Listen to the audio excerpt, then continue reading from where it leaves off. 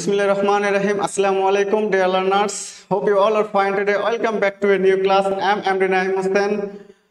আজকে আমি আপনাদের সামনে এসেছি চমৎকার একটি টপিক নিয়ে। আমরা সাধারণত ভার্বের যদি কখনো কোথাও টু দেখি, টুর পরে যদি ভার্ব বসাতে হয় এরকম ক্ষেত্র আমাদের সামনে আসে, তখন আমরা কি করি? টুর পরেই ভার্বের বেস ফর্মটি বসিয়ে দিই।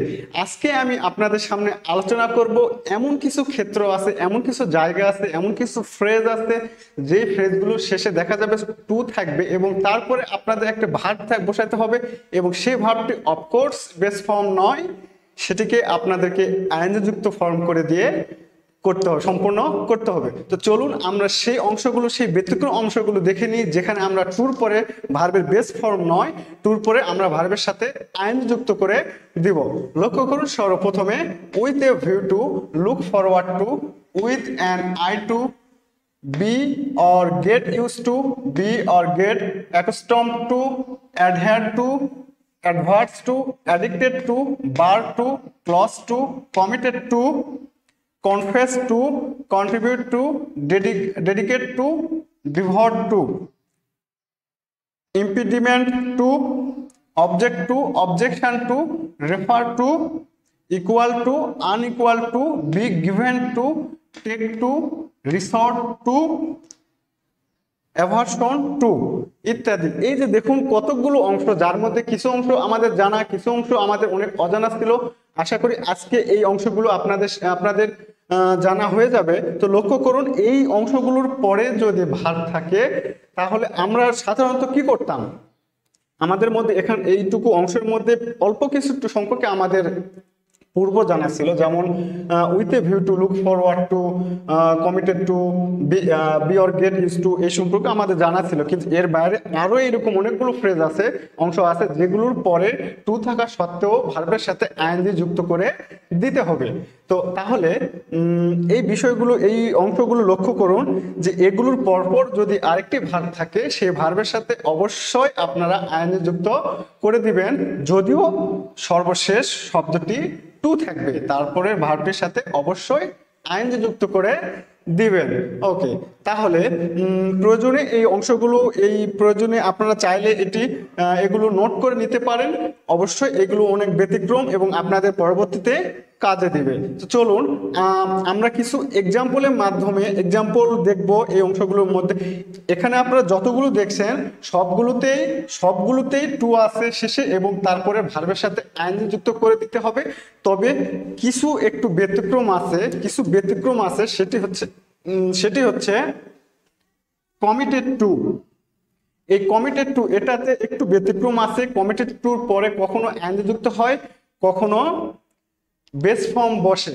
তো চলুন এই অংশ, বাকি যে অংশগুলো আছে এই অংশগুলো আপনাদের সামনে ক্লিয়ার। এগুলোর পরে যদি ভার্ব থাকে আইএনজি যুক্ত করে দিতে হবে।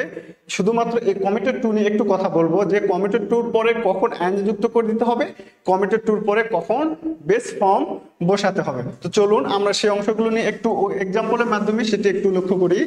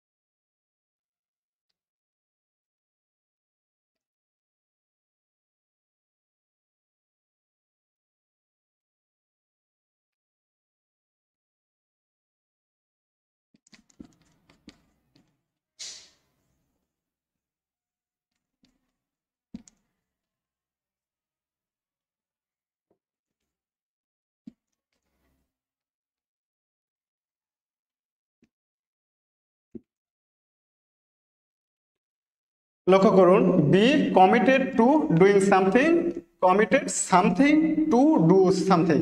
আচ্ছা, একটু এক্সাম্পলের দিকে লক্ষ্য করি আমরা।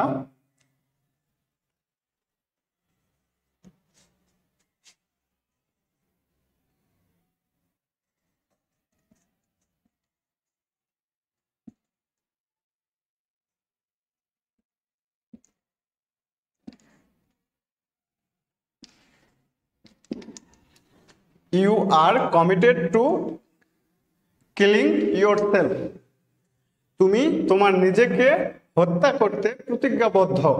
তাহলে এই যে শব্দটি, এই শব্দটি ভার্ব নাকি adjective?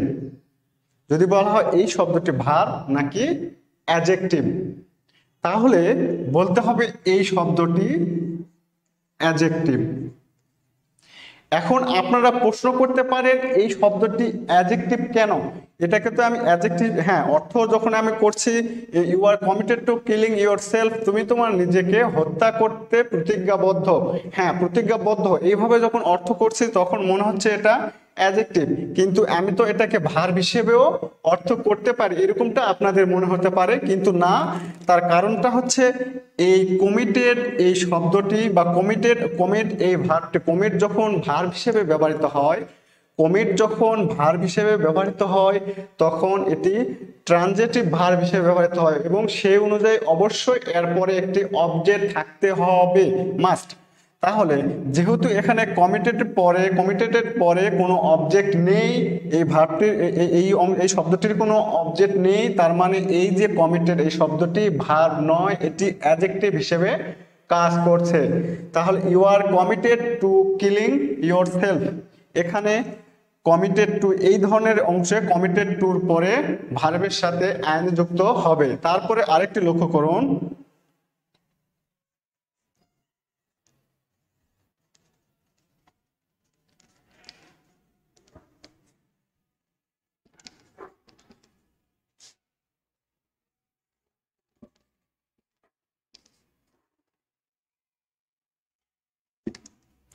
You committed suicide to kill yourself, তুমি সুইসাইড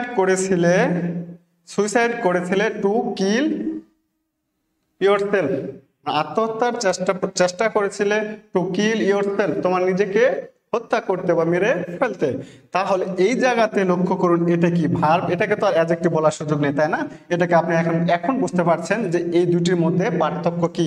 এখানে কমিটেড কিন্তু ভার্ব হিসেবে কাজ করছে, যে ভার্বটির অবজেক্ট হচ্ছে সুইসাইড, অর্থাৎ এটি ট্রানজিটিভ ভার্ব হিসেবে কাজ করছে। এই কারণেই আমি পূর্বেই বললাম যে কমিট এটি ভার্ব হিসেবে কমিট একটি ট্রানজিটিভ ভার্ব, কমিট একটি ট্রানজিটিভ ভার্ব যার বাক্যে ভার্ব হিসেবে ব্যবহার হলে তারপরে অবজেক্ট অবশ্যই থাকতে হবে।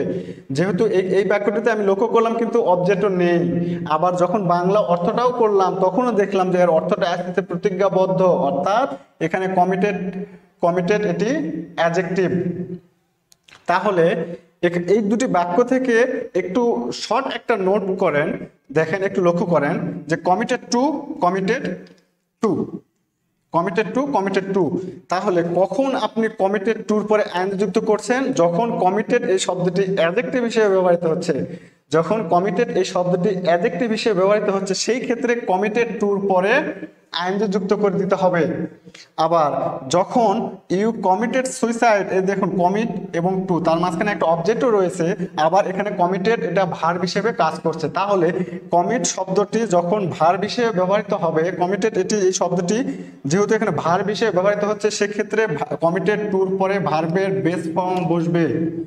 আর কমিটেড যদি অ্যাডজেক্টিভ হিসেবে ব্যবহৃত হয় তাহলে কমিটেড টুর পরে ভার্বের সাথে আইন যুক্ত করে দিয়ে এটিকে জিরান্ড করে দিতে হবে।